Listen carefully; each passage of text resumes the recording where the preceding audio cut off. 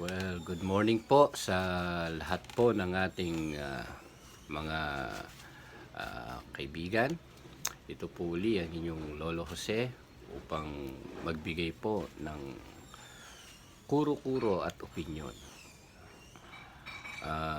Disclaimer lang po, ang ating pong topic ay ito po ay walang pinatutungkulan. Ito po ay walang intensyon upang kumalaban ng kanino man, kundi ito po ay pangsariling opinion po lamang at wala po tayong intensyon na manira ng sinumang tao. Ang ating pong content at ang ating magiging topic sa araw na ito ay tungkol po sa gobyerno. No? At ang pag-uusapan natin ay tungkol sa dapat pa bang magtiwala tayo sa gobyerno. Yan po ang ating magiging topic sa araw na ito. Yan. Ngayon po mga kaibigan, tungkol sa tanong na dapat ba tayong magtiwala sa ating gobyerno, ay ang opinion ko dyan ay yes, oo, dapat tayong magtiwala sa gobyerno natin. Yan po ay kabuuang sistema ng ating bansa. Ang gobyerno ang siyang nag-i-implement ng lahat ng mga palatuntunan dito sa ating bansa. Dahil kung wala tayong gobyerno at hindi tayo magtitiwala sa ating gobyerno, well, magkakaroon tayo ng chaos. Siguradong magkakagulo ang lahat ng mga tao. No? Lahat ay pwedeng gawin dahil wala tayong gobyerno. Pwede tayong lumabag sa mga batas dahil kung walang gobyerno, walang batas. So, yan ang mangyayari. Mag-aaway-away tayo, magtatalo-talo tayo, kahit pumatay ako dahil walang gobyerno, ay ang mangyayari dyan talagang magkakagulo tayong lahat. Kaya yes po sa kabuuan ng gobyerno. Lahat dito sa ating bansa ay kailangang sumunod at magtiwala sa ating gobyerno, mga minamahal nating kaibigan. Ngayon, lahat ba na ay dapat pagtiwalaan? Ang tinutukoy po rito yung individual o empleyado sa loob ng gobyerno. Yan naman po ang ating tanong. Ang sagot po ng inyong lolo ay depende po yan. Depende. Bakit ko naman po sinabing depende at hindi ko sinabing huwag tayo magtiwala at magtiwala? Alam po ninyo mga kaibigan, dahil sa individual po yan sa loob ng gobyerno, depende po yan sa performance ng nasa loob ng gobyerno. No? Dahil lahat naman po tayo ay nakakaranas ng tinatawag na bad customer service at meron din namang good customer service. Lahat po ng yan ay nararanasan natin sa loob ng ating gobyerno. No? Sa loob ng lahat ng mga pampublikong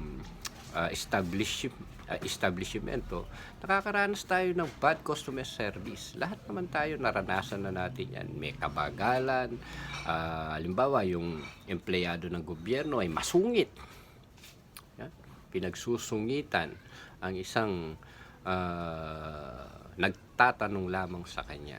May mga empleyado na sa gobyerno na papetiks-petiks lang. No? Yung pa-simple lang. Kung magtrabaho, pagkatapos uuwi na, wala namang ginawa sa loob ng gobyerno. Merong mga tamad, pala absent. No? Marami yan. Merong mga empleyado ng gobyerno na ayaw tinatanong. Ayaw nilang tinatanong ng paulit-ulit. No? May mga empleyado ng ating mga gobyerno na nagtatago. Patago-tago yan. Ayaw nilang umaharap sa mga tao. No? Meron din naman magagalitin na ang tapang. Hinaharap nga yung mga tao, pero magagalitin naman. No? Merong mga empleyado sa gobyerno natin na matapobre. Tandaan po ninyo, hindi po lahat, no? Hindi po lahat ito. No? May corrupt. Yan. May magnanakaw. No? At ang pinaka-worst yung merong pangang pumapatay ng tao sa loob ng ating gobyerno. Pero gayunpaman mga kaibigan, kung merong mga ganitong mga tao sa loob ng ating gobyerno, hindi ibig sabihin ay mawawalan na tayo ng tiwala sa ating gobyerno. Sapagkat kahit ang ating gobyerno ayaw niya ng mga ganito, gusto rin ng gobyernong malinis ang lahat ng yan. Dahil kung nararanasan natin yung mga bad customer service sa ating gobyerno, ay ipagpasa Diyos po natin ang lahat ng yan. Alam niyo po, kung ang lahat ng mga empleyado ay perfect, no? Perfect lahat sila, well, wala tayong magiging problema dito sa ating bayan. Lahat tayo ay giginhawa, no? Lahat tayo ay magkakaroon ng mabuting kabuhayan kung lahat ng empleyado po ay sa gobyerno ay ginagawa ang kanilang mga katungkulan. No? Ang tinutukoy ko po rito mula sa presidente hanggang sa kabababaang sangay ng gobyerno. No? Ang tinutukoy ko po, kung lahat ng yan ay perpekto, no? Walang korap, no? Walang mata pobre, walang tamad, lahat masipag, wala silang layunin para magpayaman, ay ang takbo ng ating bansa ay hindi aabot ng 3 taon. Maaaring maunlad na ang bansang Pilipinas kung magiging perfect lamang po ang lahat ng empleyado ng ating gobyerno. Ngayon, paano natin masusugpo ang mga ganitong katiwalian, ang mga ganitong korap, ang mga ganitong mga tao sa loob ng ating gobyerno? Maaaring tinatanong ko yung paano ito masusugpo. Maaaring iniisip mo na ito'y masusugpo ng gobyerno. Well, hindi po yan kayang sugpuin ng ating gobyerno. Hindi nila kaya yan. Isa lang po ang pwedeng magsugpo o sumugpo sa mga ganitong klaseng tao sa loob ng ating gobyerno. Yan po ay tayong mga naglalagay sa kanila dyan. Yan po. Sino may kasalanan na umupo ang isang korap na government official? Tayong mga Pilipino. Tayo rin.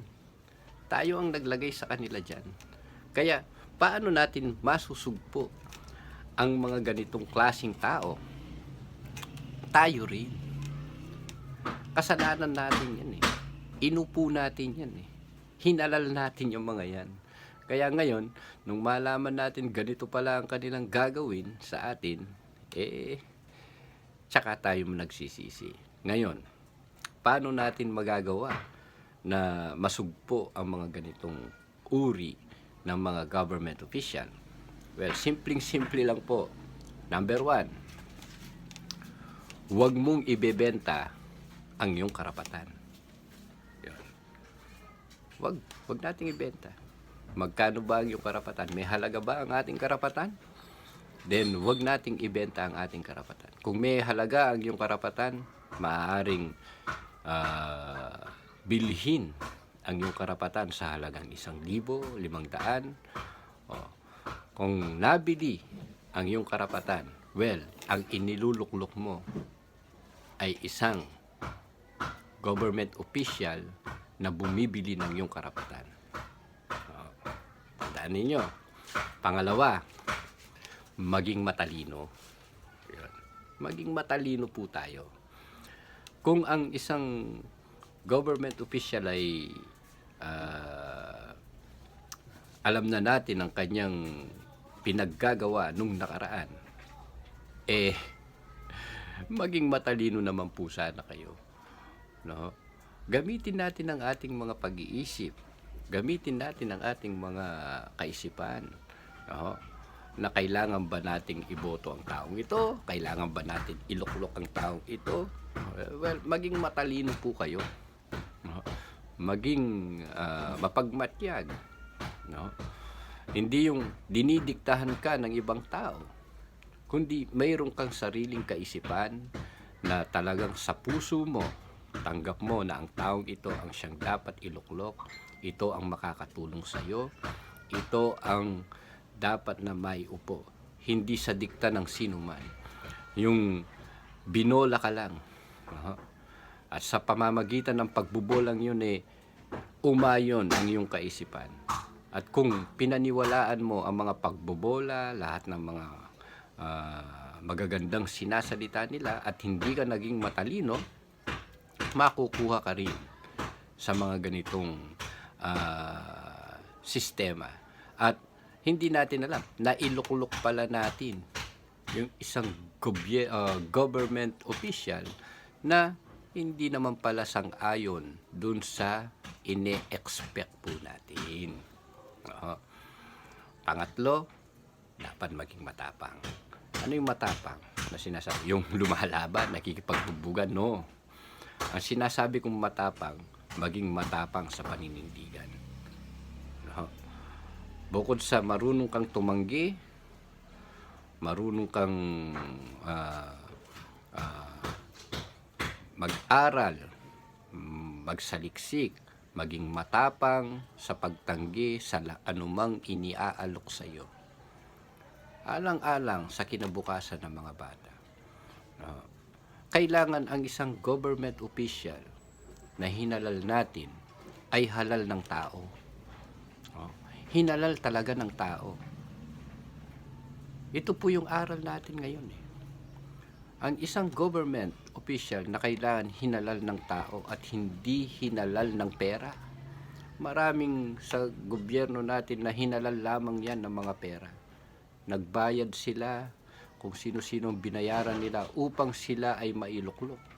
Yan po ang tinatawag na halal ng pera. At tandaan po ninyo, kung yan ay hinalal ng pera at hindi hinalal ng tao, alam naman natin na nakasulat sa Bible. Ano po yun? Money is the root of all evil. Kapag ang isang government official hinalal ng pera, dahil sa dami ng kanyang pera, naihalal siya. Anong sabi ng Biblia? Money is the root of all evil. Kapag pera ang naghalal, ang magiging bunga niyan ay evil din, masama, kasamaan din. Kapag pera ang naghalal. Subalit, wag po kayong mawawalan ng pag-asa. Narito pa rin tayong mga tao na kung ang isang government official ay halal ng tao, hinalal ng puso natin, at yan ay hindi dumaan sa tinatawag na proseso ng kasamaan,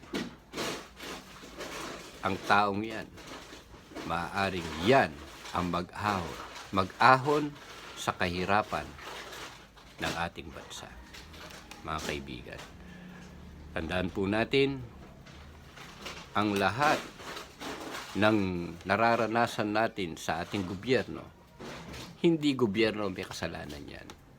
Ang may kasalanan po niyan, tayong mga mamamayang Pilipino. Hanggat meron po tayong tinatanggap, hanggat binebenta natin ang ating mga karapatan, hanggat tayo ay duwag at hindi nagiging matalino, asahan po ninyo, ang gobyerno po natin ay hindi malilinis. Tayo lamang po mga Pilipino, mga mamamayang Pilipino na nagluluklok sa kanila, ang pwedeng sumugpo sa korupsyon, sa mga tamad na official government, sa mga ayaw humarap, ayaw tinatanong, mga masusungit, matapobre na nasa gobyerno. Tayo lang ang pwedeng sumugpo niyan. Dahil tayo ang naglalagay sa kanila. Tandaan po natin, huwag mong ibenta ang iyong karapatan, maging matalino sa pagpili, at maging matapang sa paninindigan. Mga kaibigan, iniiwan ko po sa inyo ang isang kasabihan na nakuha natin sa Biblia.